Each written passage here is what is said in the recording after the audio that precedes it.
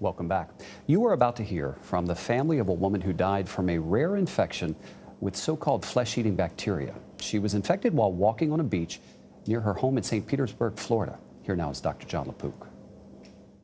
For 77-year-old Lynn Fleming, a small cut suffered 2 weeks ago from a fall on the beach turned quickly into a fatal illness.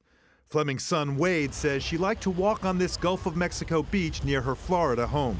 She didn't know that there was a small ditch there, and she stumbled and fell and hit the embankment on the other side. She had a small little 3/4 inch long cut right on her shin bone. 3 days later, Fleming was found semi-conscious in her home. She was rushed to the emergency room and was diagnosed with necrotizing fasciitis, a rare but potentially deadly infection from so-called flesh-eating bacteria. She died 2 weeks after her fall. This comes on the heels of another case in Florida. A 12-year-old girl contracted the illness from a scrape on her toe and is now recovering at home. According to the CDC, approximately 700 to 1,200 cases occur each year in the United States.